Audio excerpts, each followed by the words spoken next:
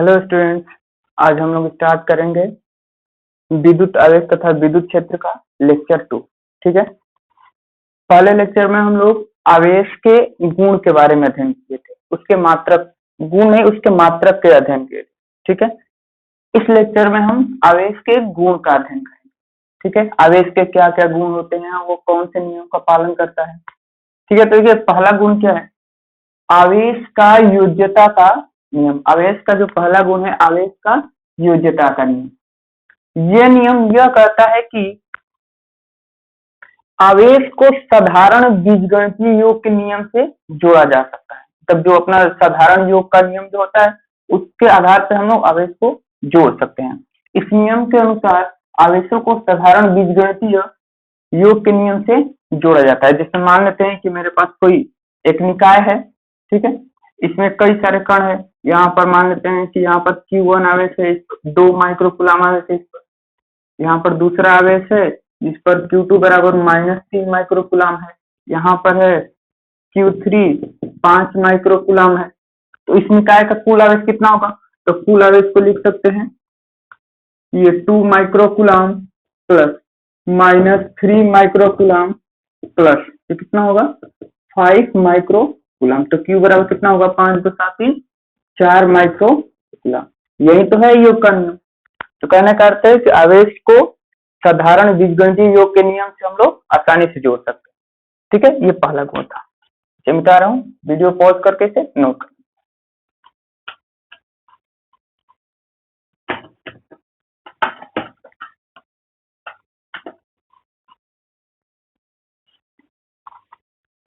अब हम देखते हैं आवेश का सेकेंड गुण, आवेश का संरक्षण नियम। आवेश का संरक्षण नियम। ठीक है। तो आवेश का संरक्षण नियम ये कहता है कि आवेश को ना तो उत्पन्न किया जा सकता है और न ही उसे नष्ट किया जा सकता है। ठीक है। अर्थात किसी एक विलगित निकाय का कुल आवेश संरक्षित रहता है। इसे नोट्स में लिख भी सकते हैं। आवेश को ना तो उत्पन्न किया जा सकता है और आवेश को ना तो नष्ट किया जा सकता है। इसका केवल एक वस्तु से दूसरे वस्तु पर स्थानांतरण होता है। ठीक है। और किसी निकाय का, किसी विलगित निकाय का कुल आवेश संरक्षित रहता है। ठीक है। मान लेते हैं कि मेरे पास एक कोई विलगित निकाय है, ये एक सिस्टम है।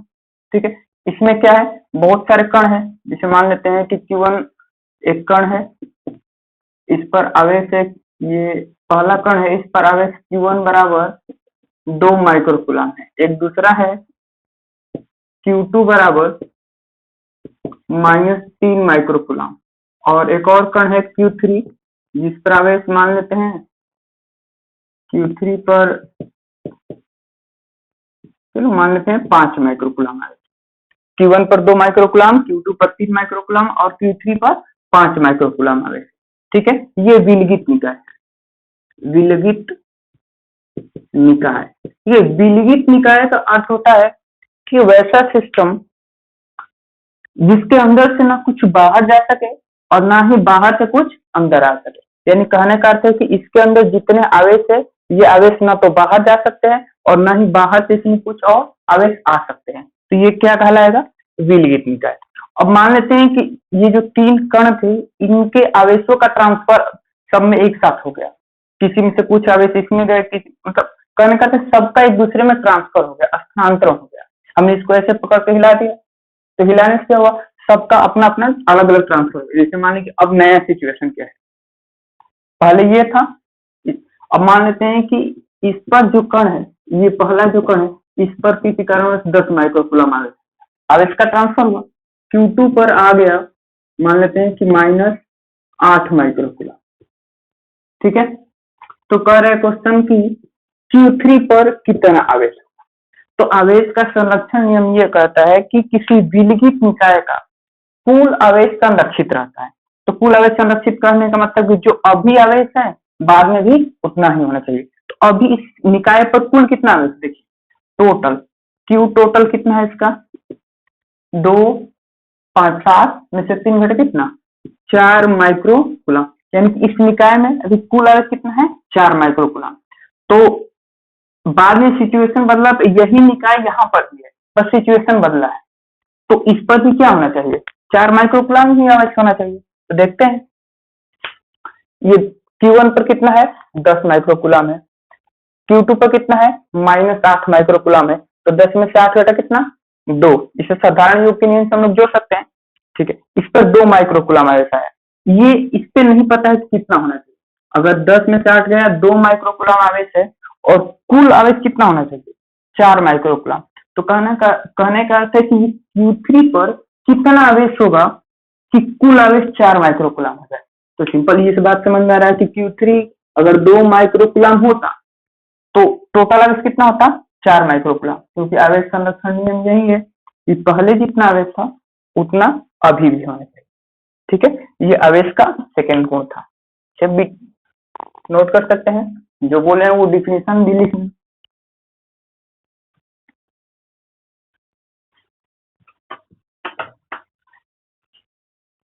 आवेश का तीसरा गुण जो कि सबसे इंपॉर्टेंट है, आवेश का क्वांटमीकरण। क्वांटमीकरण या परमाणुता, आवेश का क्वांटमीकरण या परमाणुता।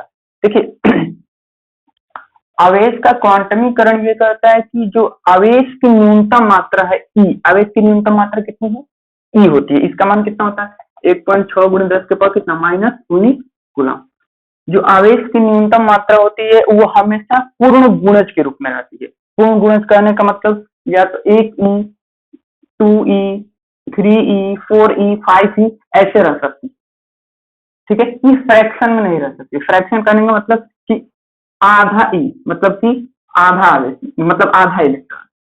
आधा इलेक्ट्रॉन कहने का मतलब कि ये नहीं कर सकते कि E/2 आवेश, 3E/2 आवेश, 1.5 आवेश, 2.5 आवेश, ऐसे नहीं कर सकते, ठीक है। क्योंकि आवेश का क्वांटमीकरण भी ये कहता है कि आवेश की जो न्यूनतम मात्रा है वो हमेशा पूर्ण गुणज के रूप में रहती है। यही आवेश का क्वांटमीकरण है। जैसे इसको ऐसे समझ सकते हैं, जैसे मान लेते हैं कि मेरे पास 2 बॉडी है, एक ये होगा और एक ये होगा, ठीक है। ये बॉडी ए और ये बी। अगर ए से बी में एक इलेक्ट्रॉन गया, ठीक है, ए से बी में एक इलेक्ट्रॉन गया। अब ये नहीं कर सकते ए से बी में आधा इलेक्ट्रॉन जा सकता है, 1.5 इलेक्ट्रॉन जा सकता है, ठीक है, 2.5 इलेक्ट्रॉन जा सकता है, ऐसा नहीं हो सकता। क्योंकि आवेश का क्वांटमीकरण यही कहता है कि एक वस्तु से दूसरे वस्तु पर अगर आवेश का ट्रांसफर भी होगा तो आवेश के मूल आवेश के पूर्ण गुणज के रूप में होगा। या तो 1 इलेक्ट्रॉन जाएगा, या 2 इलेक्ट्रॉन, 3 इलेक्ट्रॉन, या n इलेक्ट्रॉन जाएंगे, ठीक है। तो मान लेते हैं कि 1 इलेक्ट्रॉन इस पर गया तो ये एक पॉजिटिव चार्ज हो गया और ये एक निगेटिव हो गया, एक पॉजिटिव और एक निगेटिव। अगर मान लेते हैं इस पर एक और इलेक्ट्रॉन गया तो ये क्या हो जाएगा, 2 पॉजिटिव और ये 2 निगेटिव। ये हम लोग पढ़ चुके हैं ना, इलेक्ट्रॉन निकलता है तो धनावेशी, जिस पर इलेक्ट्रॉन जाता है वो ऋणावेशी, ठीक है।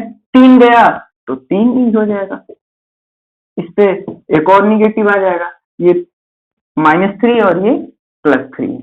तो अब देखिए इस पर आवेश की मात्रा कितनी होगी, आवेश की मात्रा, ठीक है। ये 3 पॉजिटिव है, ठीक है, तो इस पर +3E आवेश और इस पर कितना होगा, -3E आवेश। अगर मान लेते हैं कि जब एक इलेक्ट्रॉन गया तो आवेश की मात्रा इस पर और इस पर दोनों को एक साथ लिखते हैं। इस पर आवेश की मात्रा, एक इलेक्ट्रॉन पॉजिटिव होगा और इस पर आवेश की मात्रा कितना होता, एक इलेक्ट्रॉन निगेटिव होता। दूसरा इलेक्ट्रॉन गया तो इसको लिखते 2E, तीसरा इस पे कितना हो जाएगा, -2E, तीसरा गया तो 2 और 3E और ये हो जाएगा -3। इसी तरह n इलेक्ट्रॉन ट्रांसफर होंगे तो आवेश की मात्रा Q बराबर क्या हो सकता है, Ne, और वो भी प्लस और माइनस में, क्योंकि इसके लिए हम प्लस होगा और इसके लिए क्या होगा, माइनस होगा, ठीक है। जहां n क्या हो सकता है, 1, 2, 3 डॉट डॉट और E 1.6 × 10 के पावर -19 कूलम, ठीक है, ये फॉर्मूला हमेशा याद रखेंगे, Q बराबर प्लस माइनस me। ये आवेश का क्वांटमीकरण है और इसे ही आवेश का परमाणुकता भी कहते हैं। बात समझ में आया? इसमें हमने क्या देखा कि आवेश जो है, आवेश की न्यूनतम मात्रा हमेशा क्या होती है, वो पूर्ण गुणज के रूप में होती है। अगर एक बॉडी से दूसरे बॉडी पर आवेश का ट्रांसफर होगा तो क्या होगा, आवेश की न्यूनतम मात्रा के पूर्ण गुणज के रूप में ही होगा। यही आवेश का क्वांटमीकरण है।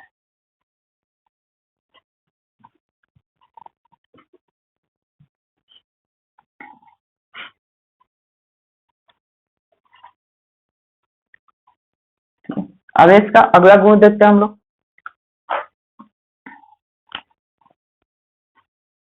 3 था 4। ठीक है, आवेशित वस्तु का द्रव्यमान परिवर्तित हो जाता है या बदल जाता है। आवेशित वस्तु का द्रव्यमान बदल जाता है। देखिए इसका अर्थ क्या है, आवेशित वस्तु का द्रव्यमान बदल जाता है।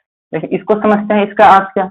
मान लीजिए कि मेरे पास एक वस्तु है जो अनावेशित है, एक वस्तु है जो अभी अनावेशित है। अगर ये वस्तु मान लेते हैं कि जब इलेक्ट्रॉन का त्याग करे, जब ये वस्तु इलेक्ट्रॉन का त्याग करे, मान लेते हैं कि इसमें से एक इलेक्ट्रॉन बाहर निकल गया, तो ये वस्तु क्या हो जाएगी, एक पॉजिटिव चार्ज हो जाएगी।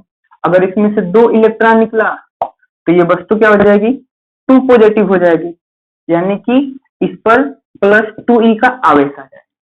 ठीक है, इसी तरह अगर वस्तु, ये वस्तु मान लेते हैं दूसरा सिचुएशन, ये वस्तु कहीं से इलेक्ट्रॉन 2 इलेक्ट्रॉन का ग्रहण करती है। अगर ये वस्तु कहीं से 2 इलेक्ट्रॉन का ग्रहण करती तो इस वस्तु पर आवेश कितना आ जाता, -2e। ठीक है, अब देखिए इलेक्ट्रॉन का आवेश होता है 1.6 × 10⁻−19 कूलम और मास ऑफ इलेक्ट्रॉन, मतलब एक इलेक्ट्रॉन का द्रव्यमान होता है 9.1 × 10⁻81। अब देखिए यहाँ पर जब ये वस्तु पहले अनावेशित था, इस पे कोई चार्ज नहीं था, तो मान लेते हैं कि जब कोई चार्ज नहीं था तो इसका द्रव्यमान क्या था, m था।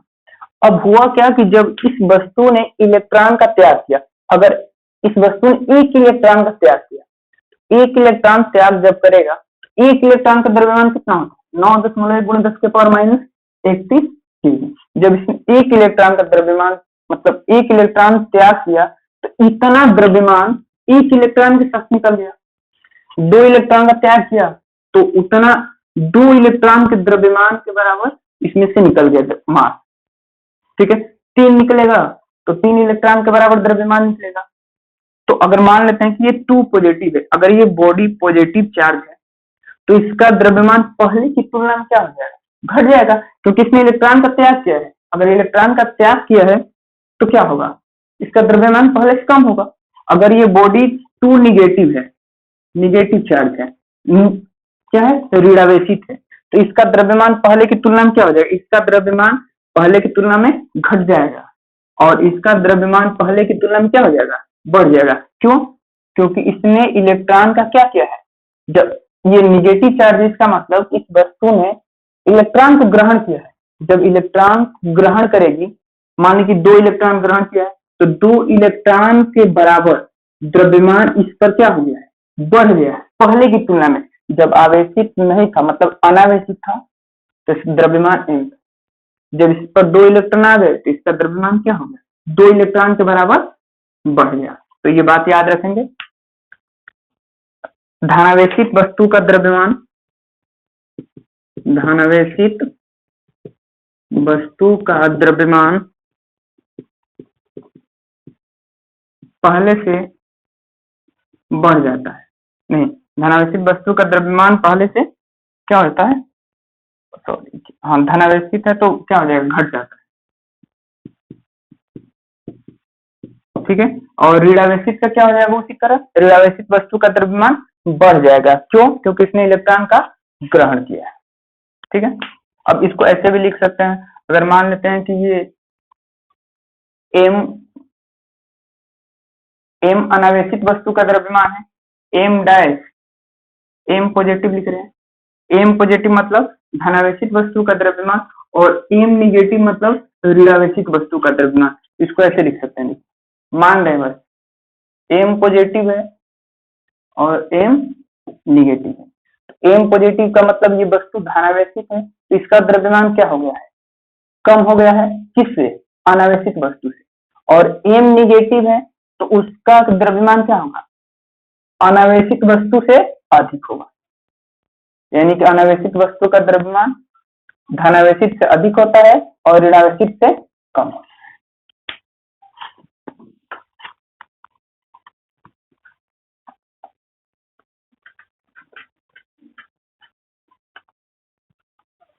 अगला गुण है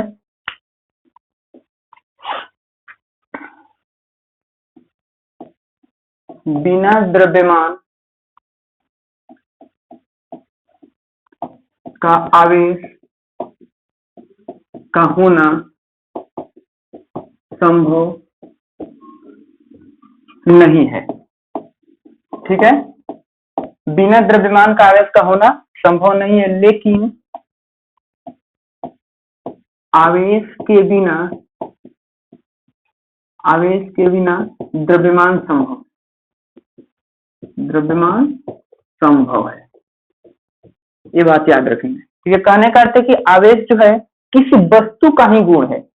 तो जब किसी वस्तु पर, मतलब वस्तु कहने का अर्थ ये है कि अगर उस पर आवेश है तो वो आवेश किस पर होगा, किसी वस्तु पर होगा, तो वस्तु में निश्चित रूप से द्रव्यमान होगा। अब कोई जरूरी नहीं कि मान लीजिए मेरे पास पेन है, तो जरूरी नहीं कि इस पर क्या है, आवेश है, लेकिन इसमें द्रव्यमान तो है। लेकिन अगर किसी वस्तु पर आवेश है तो उसमें निश्चित रूप से द्रव्यमान होगा। यही बात लिखा है कि बिना द्रव्यमान का आवेश का होना संभव नहीं है, लेकिन आवेश के बिना द्रव्यमान संभव। जैसे मान लीजिए कि न्यूट्रॉन, एक न्यूट्रॉन कण है, ठीक है, न्यूट्रॉन पर क्या होता है, न्यूट्रॉन पर कोई आवेश नहीं होता लेकिन द्रव्यमान होता है। लेकिन ऐसा कोई कण नहीं जिस पर आवेश है तो द्रव्यमान नहीं होगा, ऐसा कोई चीज है ही नहीं, क्योंकि आवेश किसी वस्तु का ही गुण है।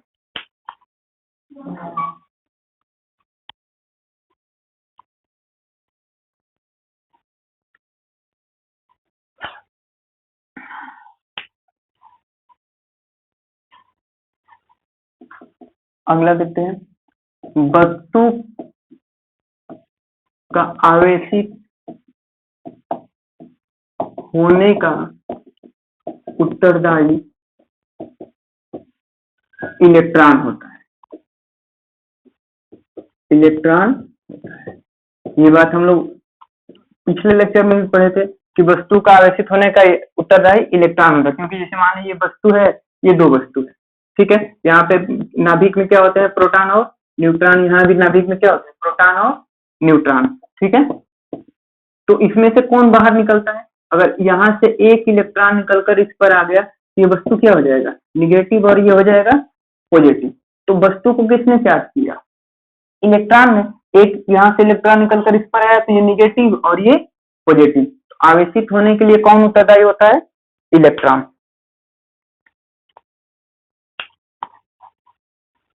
अगला पॉइंट देखते हैं,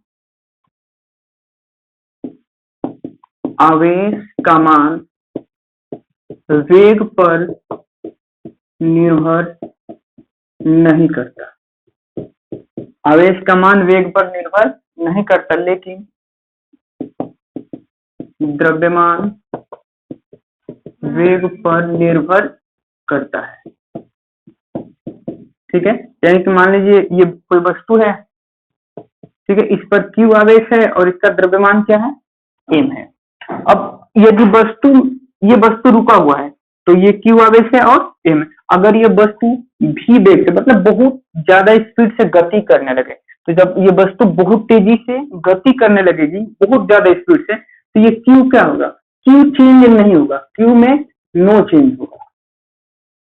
ठीक है, लेकिन मास जो है वो बदल जाएगा, क्या हो जाएगा, इंक्रीज, बढ़ जाएगा। मास जो है वो क्या हो जाएगा, बढ़ जाएगा। यानी कहने का अर्थ है कि वस्तु में वेग बढ़ने से आवेश का मान कभी नहीं बढ़ता, लेकिन द्रव्यमान क्या हो जाता है, बढ़ जाता है। ठीक है, अब ये द्रव्यमान कैसे बढ़ जाता है, इसके लिए एक फॉर्मूला भी आता है। ठीक है, फॉर्मूला ये है m बराबर m नॉट बटे में 1 माइनस जी स्क्वायर बटे में सी स्क्वायर। ठीक है, ये जो m होता है इसे बोलते हैं हम लोग गतिक द्रव्यमान। क्या थी? गतिक द्रव्यमान। गतिक द्रव्यमान मतलब कि जब ये वस्तु गति में रहेगा उस समय का ये द्रव्यमान है। ये m नॉट है विराम द्रव्यमान। विराम द्रव्यमान मतलब जब ये वस्तु रुका हुआ होगा, रेस्ट होगा, तो उसका द्रव्यमान m नॉट। भी है वस्तु का वेग। वस्तु का वेग मतलब जिस वेग से वस्तु चलेगा उसका वेग, और c है प्रकाश का वेग। ठीक है, तो ये फॉर्मूला है। फॉर्मूले के आधार पे हम लोग निकाल सकते हैं कि किसी वस्तु का गतिक द्रव्यमान कितना है। जैसे मान लें कि वस्तु का वेग दिया है 2 × 10 के पावर कितना 6 मीटर पर सेकंड मान रख लेंगे यहाँ पे, और सी प्रकाश का वेग कितना होता है 3 × 10 के पावर कितना 6 मीटर पर सेकंड। अब इसको सॉल्व करेंगे तो इस एम का जो मान आएगा इस विराम द्रव्यमान से अधिक है। जो कुछ भी आएगा वो क्या आएगा, अधिक ही आएगा। तो गति के कारण द्रव्यमान बढ़ता है लेकिन आवेश का मान नहीं बढ़ता, वो मतलब अचर होता है। इसे नोट कर लीजिए।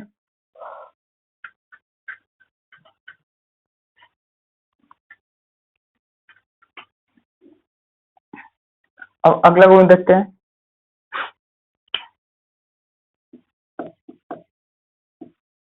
स्थिर आवेशित कण के लिए Q/m, Q/m इसको बोलते हैं स्पेसिफिक चार्ज। स्पेसिफिक चार्ज स्थिर आवेशित कण के लिए Q/m का मान अचर होता है। अचर होता है, लेकिन गति में होने पर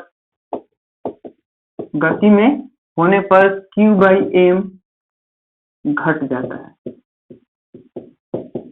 अब देखिए ये क्या है, स्थिर आवेश के लिए, स्थिर आवेशित कण के लिए Q/m मतलब स्पेसिफिक चार्ज Q/m नियत रहता है। नियत क्यों रहता है? क्योंकि जब वस्तु रुका हुआ होगा तो Q भी चेंज नहीं होगा और m भी चेंज नहीं होगा। तो जब दोनों बदलेगा नहीं तो इसका अनुपात कांस्टेंट आएगा, जो भी आएगा वो हमेशा एक ही आएगा। लेकिन जब गति में होगा तो Q/m का मान घट जाता है। Q/m का मान क्यों घट जाता है? देखिए जब गति में आएगा तो इस Q का मान क्या होगा, नो चेंज होगा। ठीक है, नो चेंज मतलब कि अभी पिछले गुण में बताया कि गति के कारण Q का मान नहीं बदलता। ठीक है, यहाँ पर द्रव्यमान है, गति के कारण द्रव्यमान क्या होता है, बढ़ जाता है। गति के कारण द्रव्यमान बढ़ जाता है। अगर ये द्रव्यमान बढ़ गया, गति के कारण द्रव्यमान बढ़ता है, अगर द्रव्यमान बढ़ गया, अगर नीचे का वैल्यू हर का मान बढ़ जाता है, इस पूरे रेशियो का मान क्या आ जाता है, कम आ जाता है। इसको एग्जांपल से समझ सकते हैं। जैसे देखिए मान लेते हैं Q का मान कितना है 12 है, और m का मान जब रुका हुआ था तो मान लेते हैं m का मान हो गया 4। आंसर कितना आएगा 3। Q/m का रेशियो कितना आया 3। ठीक है, अब अगर मान लेते हैं अब Q/m का रेशियो निकालते हैं गति में, जब गति में होगा तो आवेश तो नहीं चेंज होगा, 12 का 12 रहेगा। मान लेते हैं कि गति के कारण 4 से कितना हो गया 6। अभी बताए गति के कारण वस्तु का द्रव्यमान क्या होता है, बढ़ता है। तो कितना हो जाएगा 6 × 12। तो Q/m का रेशियो क्या आ गया, कम आ गया। तो ये बात याद रखो। ठीक है, वीडियो पॉज करके इसे स्क्रीनशॉट ले लेना या फिर नोट कर लेना।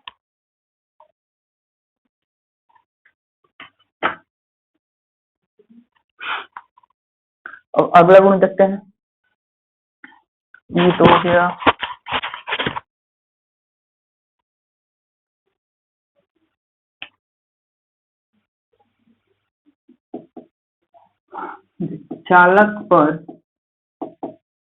चालक पर आवेश हमेशा उसके पृष्ठ पर होता है। क्या?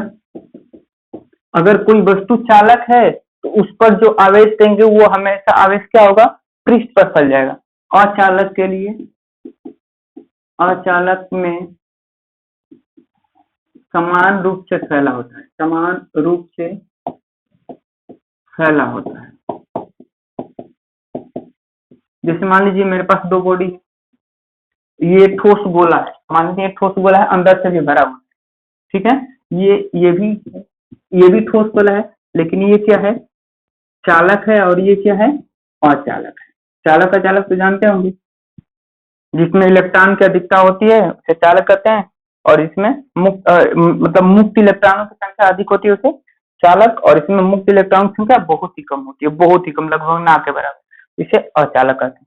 अगर मान लीजिए इसको हम चार्ज देते हैं, मान लीजिए पॉजिटिव चार्ज हमने दिया, इस चालक को हमने पॉजिटिव चार्ज दिया, तो जैसे ही चालक को पॉजिटिव चार्ज देंगे, मान लीजिए फुटबॉल है, तो क्या होता है कि ये पूरा चार्ज, फुटबॉल करने का मतलब वो अंदर से भरा हुआ, कोई गोला है, ठोस गोला है, तो ये पूरा आवेश उस पृष्ठ पर ही रहता है, इसके अंदर नहीं जाता, मतलब आवेश के इस चालक के भीतरी भाग में आवेश नहीं जाता, वो उसके केवल पृष्ठ पर होता है, ठीक है।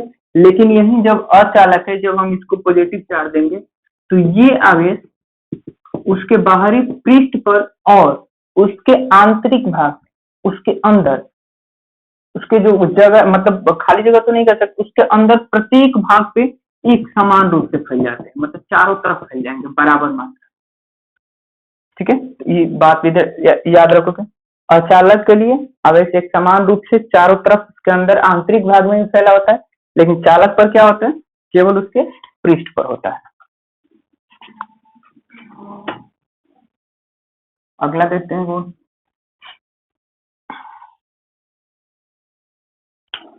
अगला गुण है किसी चालक के नुकीले भाग पर आवेश घनत्व अधिक होता है, अधिक होता है। इसका अर्थ समझते हैं, किसी चालक के नुकीले भाग पर आवेश घनत्व क्या होता है, अधिक होता है। देखिए अब इसको समझते हैं, मान लीजिए कि मेरे पास ये किसी भी आकृति की कोई बॉडी, ठीक है, ऐसा मान लीजिए, तो होता क्या है कि जहां पर नुकीला भाग होगा, जहां पर किसी चालक का ज्यादा नुकीला भाग होगा, नुकीला भाग कहने का मतलब कि जहां पर त्रिज्या कम होगी, त्रिज्या जैसे मान लीजिए कि मेरे पास ये कोई पार्ट है, एक रेखा है, तो यहाँ पर त्रिज्या जैसे मान लीजिए कि ये वाला भाग है यहाँ पे, तो यहाँ से ऐसे खींचेंगे तो एक वृत्त बन जाएगा, तो इसकी त्रिज्या क्या होगी, ये त्रिज्या आर है। ये वाला जो भाग है यहाँ से भी ये एक चाप की तरह मान लेते हैं, ये बड़ा वृत्त बन गया, इसकी त्रिज्या कैपिटल है, तो यहाँ पर ये वाला जो भाग है इसका त्रिज्या क्या है, बड़ा है। यहाँ पे जो ऐसे टेढ़ा था इसका त्रिज्या क्या है, छोटा है। तो मान लेते हैं कि यहाँ से सोचते हैं, देखिए यहाँ पर त्रिज्या लगभग ऐसे होगा, यहाँ एक वृत्त बनेगा, तो ये त्रिज्या आर है। यहाँ इस भाग के बारे में सोचते हैं तो यहाँ पर एक बड़ा वृत्त बनेगा, यहाँ पर एक और बड़ा वृत्त बनेगा, लेकिन देखिए यहाँ पर जो ये नुकीला भाग है, यहाँ पर केवल एक छोटा सा ऐसे वृत्त बनेगा, छोटा सा वृत्त बनेगा, तो इसकी त्रिज्या क्या होगी, छोटी होगी, बहुत छोटी होगी, सबसे छोटी त्रिज्या यही थी, क्योंकि ये नुकीला भाग है। तो होता क्या है, चालक का ये गुण है, मतलब चालक पर जो आवेश होता है पूरे पृष्ठ की तुलना में सबसे ज्यादा चालक मतलब आवेश यहीं पर उपस्थित होता है। अगर मान लेते हैं कि ये बॉडी, इसको हम चार्ज देते हैं कहीं से, तो इस पूरे चार्ज का अधिकतम भाग इस नुकीले भाग पर आ जाता है, ठीक है। इसके लिए एक फॉर्मूला था, इसको हम लोग अगले लेक्चर में जब आवेश घनत्व पढ़ेंगे, पृष्ठीय आवेश घनत्व, रेखीय आवेश घनत्व, तो उस समय भी इसकी चर्चा करेंगे हम लोग। इसका एक फॉर्मूला होता है रेखीय आवेश घनत्व, सिग्मा बराबर सिग्मा समानुपाती 1/r होता है। यानी कहने का अर्थ है कि त्रिज्या r जब छोटा होगा तो आवेश घनत्व क्या होता है, अधिक होगा। जब त्रिज्या बढ़ने लगेगा तो आवेश का मान क्या होने लगेगा, कम होने लगता है। तो ये बात याद रखना कि चालक के नुकीले भाग पर आवेश घनत्व अधिक होता है। आवेश घनत्व का मतलब कि छोटे आवेश घनत्व, तो ऐसे समझ सकते हैं कि किसी छोटे से भाग में आवेशों की संख्या उस जगह अधिक हो, आवेशों की मात्रा वहां पर अधिक हो।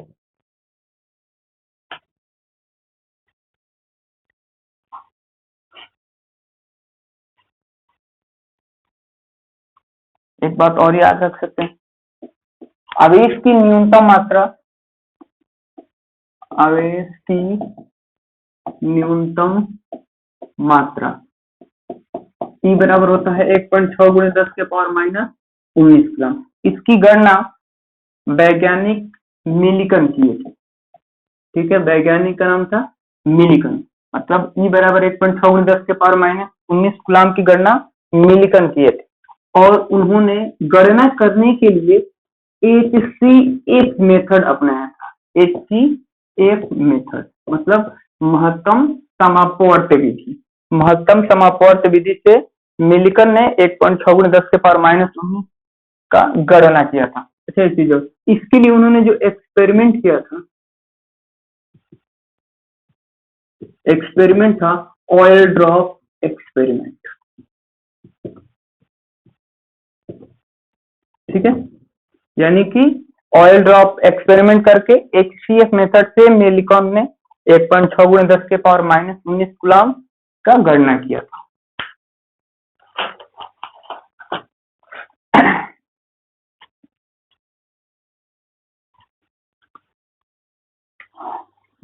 अब जो अगला हेडिंग है हम लोग को पढ़ना है आवेशन की प्रक्रिया। आवेशन की प्रक्रिया, ठीक है, मतलब आवेशन की प्रक्रिया कहने का मतलब कि किसी वस्तु को किस प्रक्रिया द्वारा, कितनी विधि द्वारा आवेशित किया जा सकता है, ठीक है। तो इसमें हम लोग पहला हेडिंग पढ़ेंगे घर्षण द्वारा, कैसी, घर्षण द्वारा, ठीक है, यानी कि किसी वस्तु को आवेशन करने की पहली जो प्रक्रिया है वो घर्षण द्वारा। तो देखिए घर्षण द्वारा में क्या होता है कि जब दो उचित वस्तुओं को हम लोग एक साथ रगड़ते हैं तो रगड़ने से क्या होता है कि किसी एक वस्तु से इलेक्ट्रॉन निकलकर दूसरे वस्तु पर चला जाता है, ठीक है, एक वस्तु से इलेक्ट्रॉन निकलकर दूसरे वस्तु पर चला जाता है। तो जिस वस्तु से इलेक्ट्रॉन निकलकर जाता है वो वस्तु क्या हो जाती है, धनावेशित, और जिस पर इलेक्ट्रॉन जाता है वो वस्तु क्या हो जाती है, ऋणावेशित। जैसे मान लेते हैं कि मेरे पास दो बॉडी है, हमने क्या किया, इन दोनों में घर्षण कराया। तो घर्षण करने से क्या होता है, मान लेते हैं कि ए और ये, ए से इलेक्ट्रॉन निकलकर कहाँ चला गया, बी पर, तो ये क्या हो जाएगा, ये वस्तु क्या हो जाएगी, पॉजिटिव चार्ज, एक पॉजिटिव, यानी कि इस पर +1 ई चार्ज आ जाएगा, और ये क्या हो जाएगा, निगेटिव चार्ज हो जाएगा, इस पर कितना, -E। अगर मान लेते हैं कि इससे 2 इलेक्ट्रॉन गया है, इस पर +2E और इस पर कितना, -2E, 3 गया तो +3E और -3E, ठीक है। तो इसमें होता क्या है, आवेशन की प्रक्रिया में जब दो उचित वस्तुओं को घर्षण करते हैं तो एक वस्तु से इलेक्ट्रॉन निकलकर दूसरे वस्तु पर जाता है और दोनों वस्तु विपरीत प्रकृति से आवेशित होती है, एक वस्तु धनावेशित और दूसरी वस्तु ऋणावेशित, लेकिन दोनों के आवेश का परिमाण एक समान होता है, एक निगेटिव होता है, एक पॉजिटिव होता है। निगेटिव आवेश की प्रकृति बताता है कि इसमें मतलब क्या है, इसने इलेक्ट्रॉन को ग्रहण किया है, और पॉजिटिव का मतलब इसने इलेक्ट्रॉन का त्याग किया है, लेकिन दोनों पर आवेश की जो मात्रा होती है वो बराबर होती है, ठीक है। घर्षण से पहले ये भी ध्यान रखना, घर्षण से पहले दोनों वस्तुएं अनावेशित होती है, मतलब दोनों पे कोई आवेश नहीं।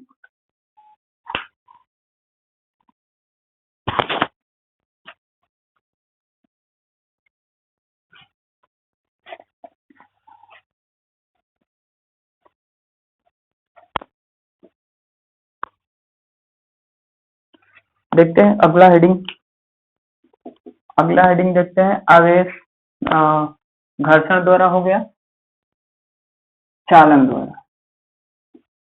द्वारा आवेशन, ठीक है। चालन द्वारा जो आवेशन की प्रक्रिया है ये सिर्फ चालक के लिए लागू होता है, चालक के लिए।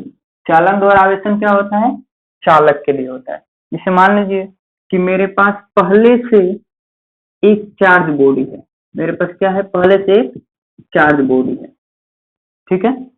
हम क्या करते हैं कि मेरे पास एक दूसरा बॉडी है अनचार्ज, ये आवेशित है, और ये अनावेशित है। जब इन दोनों वस्तुओं को हम एक चालक तार द्वारा जोड़ देते हैं, जब इन दोनों वस्तुओं को क्या करते हैं, चालक तार द्वारा जोड़ देते हैं या फिर दोनों को संपर्क करा देते हैं, तो संपर्क कराने से क्या होता है कि ये वस्तु अगर ये पॉजिटिव चार्ज है तो संपर्क के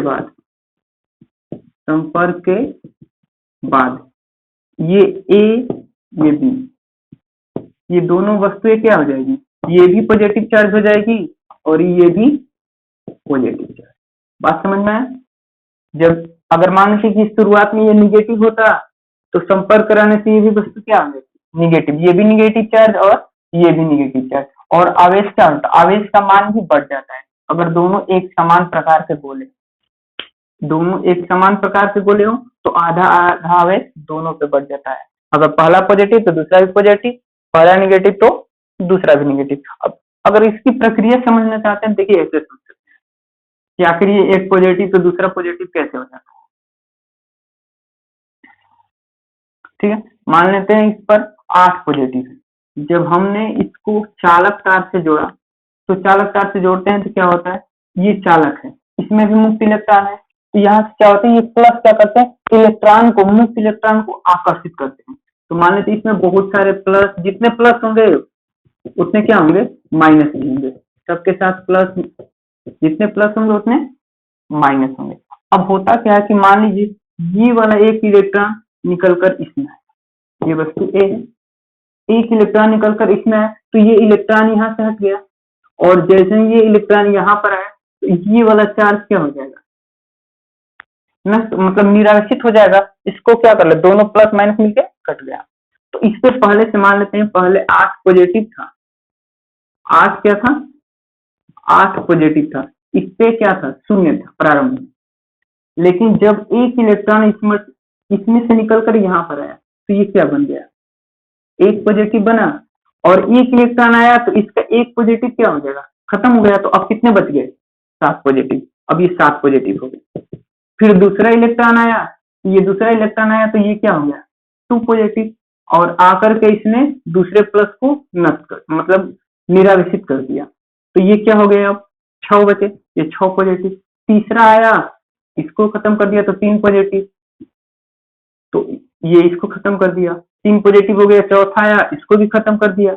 यहाँ से मान लेते हैं कि यहाँ से, तो जब यहाँ से ये चौथा भी आ गया तो अब क्या हो गया, इस पे भी 4 पॉजिटिव हो गए। ठीक है, 4 पॉजिटिव, और 4 इलेक्ट्रॉन इधर से निकल कर आए थे तो ये भी क्या हो जाएगा, 4 पॉजिटिव।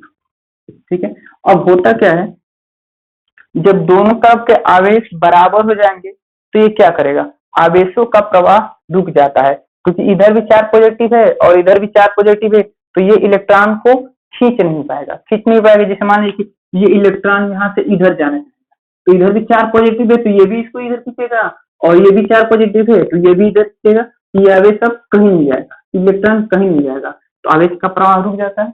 और एक बॉडी मतलब ये पॉजिटिव तो ये भी पॉजिटिव समान प्रकार से आवेशित हो जाएंगे, लेकिन इसके लिए कंडीशन है, दोनों का मटेरियल सेम होना चाहिए, आकार और आयतन सब कुछ सेम होना चाहिए, तब ये कंडीशन होता है।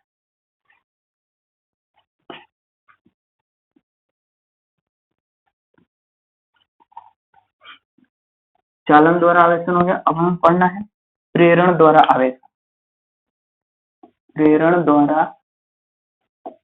आवेशन, देखिए प्रेरण द्वारा आवेशन में क्या होता है कि अगर मेरे पास एक चार्ज बॉडी है, पहले से आवेशित है, और मेरे पास एक दूसरी वस्तु अनावेशित है, तो प्रेरण द्वारा आवेशन में होता क्या है कि हम एक वस्तु को दूसरे वस्तु में बिना संपर्क में लाए दूसरे वस्तु को चार्ज करना है। जैसे मान लीजिए यहाँ पे मेरे पास 2 वस्तु, ठीक है, ये पहले से चार्ज, ये पहली वस्तु पहले से ही चार्ज है, हमने एक चार्ज बॉडी पहले से ले लिया। ठीक है, अब ये इस वस्तु को हमें क्या करना है, चार्ज करना है, वो भी बिना संपर्क में लाए, मतलब एक दूसरे को टच नहीं करना।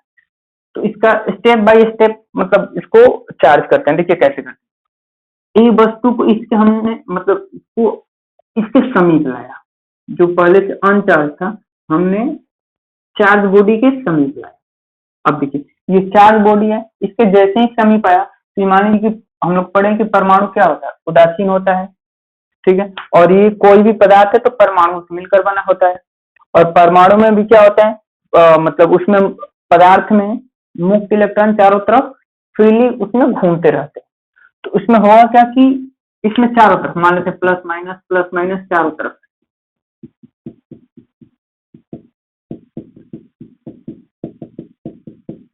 ये प्लस माइनस चारों तरफ है। अब होगा क्या कि ये प्लस है, तो ये प्लस क्या करते हैं, माइनस को आकर्षित करते हैं।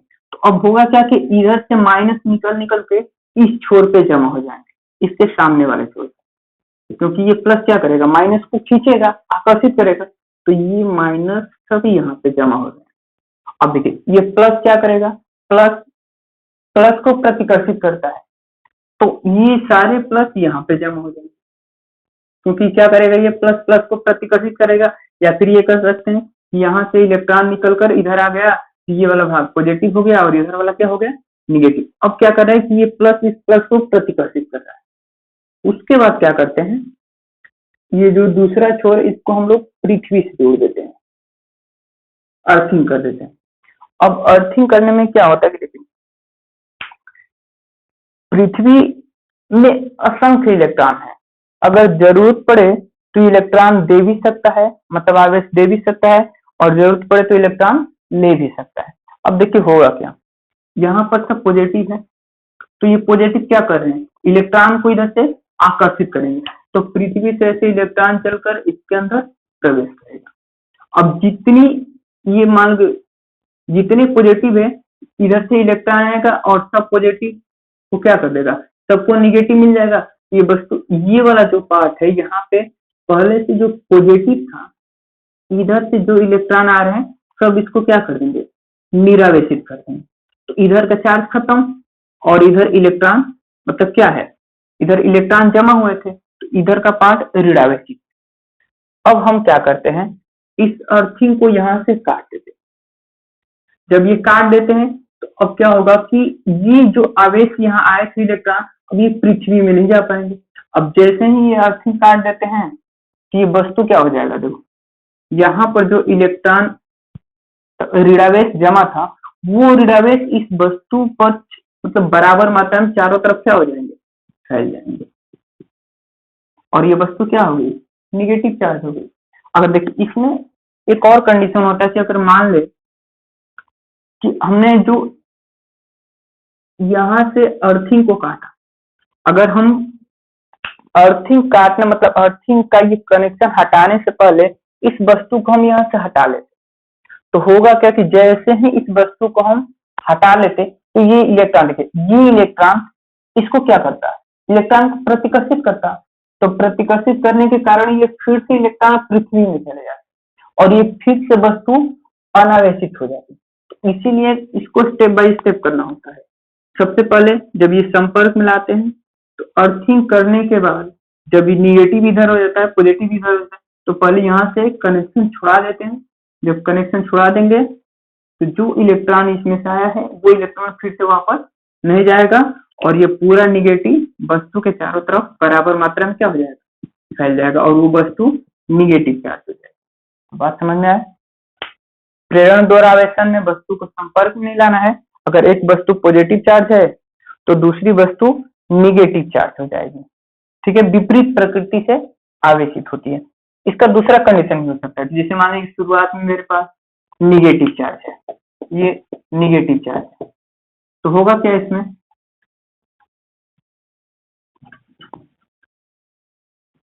मान लीजिए दूसरे अनावेशित वस्तु के संपर्क में लाए तो इसमें प्लस माइनस क्या है, तो ये निगेटिव क्या करेगा, निगेटिव इसके निगेटिव इसमें प्लस माइनस बहुत सारा है, निगेटिव को प्रतिकर्षित करेगा और ये निगेटिव प्लस को क्या करेगा, आकर्षित करेगा, ठीक है। तो निगेटिव दूसरे छोर पे चले जाए, पॉजिटिव यहाँ आ गए। अब इसको हम पृथ्वी से जोड़ देते हैं। तो अभी आप लोगों को बताया कि जरूरत पड़ने पे इलेक्ट्रॉन ले भी सकता है और इलेक्ट्रॉन दे भी सकता है। तो इलेक्ट्रॉन क्या होगा, ये निगेटिव है तो यहाँ से पॉजिटिव कभी नहीं आते, या तो इलेक्ट्रॉन आएंगे या तो इलेक्ट्रॉन जाएंगे। तो ये इलेक्ट्रॉन क्या होते हैं, ये इलेक्ट्रॉन ये चार तार के सहारे पृथ्वी के अंदर चले जाते हैं, ठीक है। और फिर से ये कनेक्शन काट लेंगे, कनेक्शन काटने के बाद इसको हटा देंगे, तो ये वस्तु क्या हो जाएगी, अब ये जो धनावेश है इस वस्तु पर समान मात्रा में क्या हो जाएगा, फैल जाएगा। ये पूरा प्रोसेस समझ में आएगा। और ये वस्तु क्या हो जाएगी, धनावेश, ये चार्ज हो जाएगी। ये प्रेरण द्वारा आवेशन की प्रक्रिया।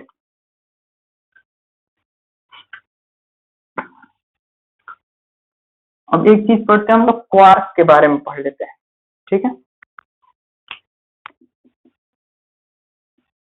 देखिए क्वार्क क्या है।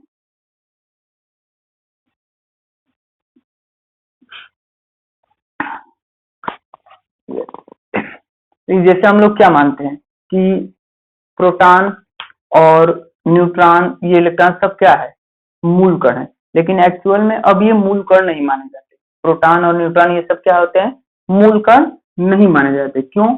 क्योंकि अब एक मतलब नया रिसर्च हुआ है, रिसर्च में पता चला है कि जो प्रोटॉन और न्यूट्रॉन भी होते हैं, जो होते हैं मतलब प्रोटॉन और न्यूट्रॉन, वो भी छोटे छोटे कणों से मिलकर बने होते हैं, जिन्हें हम लोग क्या बोलते हैं, क्वार्क बोलते हैं। ये मुख्य रूप से 6 प्रकार के होते हैं। मतलब प्रोटॉन और न्यूट्रॉन भी छोटे छोटे कणों से मिलकर बने होते हैं, जिन्हें हम क्या बोलते हैं, क्वार्क, ठीक है। ये क्वार्क 6 प्रकार के होते हैं। तो इसको समझते हैं शुरू। ऐसे क्वार्क को पहले 2 भागों में डिवाइड किया गया, इसकी 2 श्रेणीबद्ध हुई है। क्वार्क को ऐसे तो होते हैं 6 प्रकार, ठीक है, मतलब 6 प्रकार के होते हैं। पहले इसको 2 भागों में डिवाइड किया गया। पहला होता है अप टाइप क्वार्क और दूसरा होता है डाउन टाइप क्वार्क, ठीक है। अप टाइप क्वार्क और डाउन टाइप क्वार्क।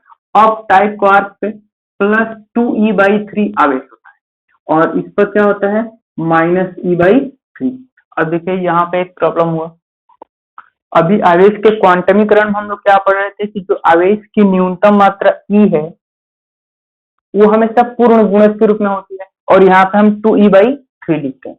तो जो आवेश की न्यूनतम मात्रा E, 2e, 3e ऐसे पूर्ण गुणज के रूप में होती है, ये स्वतंत्र होते हैं, स्वतंत्र अवस्था में रह सकते हैं। लेकिन +2e/3 ये होते हैं लेकिन स्वतंत्र अवस्था में नहीं, ठीक है। तो इसके कारण मतलब हम ये नहीं कह सकते कि आवेश का क्वांटमीकरण का सिद्धांत गलत है, ऐसा नहीं है। ये स्वतंत्र अवस्था में नहीं पाए जाते, मतलब जो क्वार्क है वो स्वतंत्र अवस्था में नहीं पाए जाते। अप टाइप, यहाँ चलते हैं अप टाइप क्वार्क और down type quark. Up type quark को 3 भागों में बांटा गया है। अप क्वार्क, चार्म क्वार्क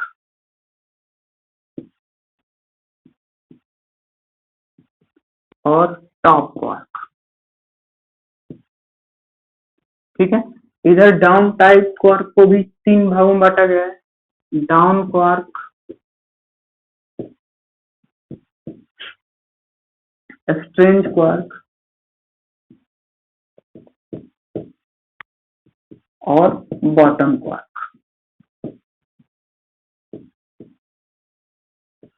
अगर हिंदी में लिखना होगा तो हिंदी में ऐसे ही लिखेंगे, अप क्वार्क हिंदी में लिखेंगे, चार्म क्वार्क हिंदी में लिखेंगे, टॉप क्वार्क, ठीक है। अब देखिए इन सब पे 2e/3 आवेश होता है और इन सब पे क्या होता है, -e/3।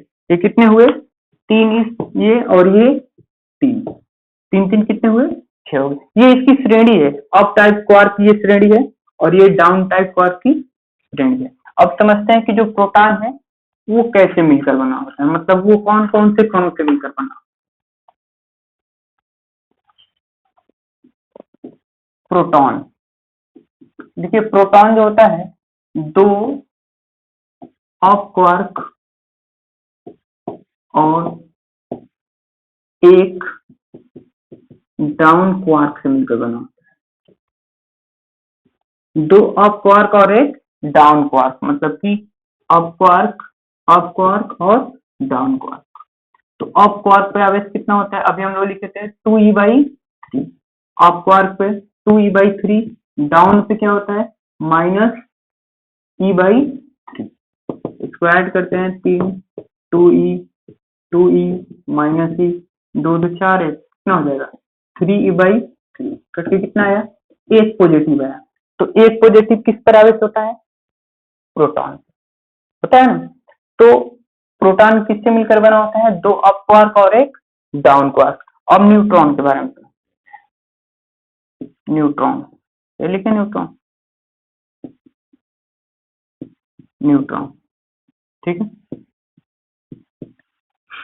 न्यूट्रॉन क्या होता है, दो डाउन क्वार्क और एक अप क्वार्क से मिलकर बना होता है, ठीक है। न्यूट्रॉन जो होता है दो डाउन क्वार्क और एक अप क्वार्क से मिलकर बना होता है। तो दो डाउन क्वार्क मतलब D + D, down down up, तो ये हो जाएगा -e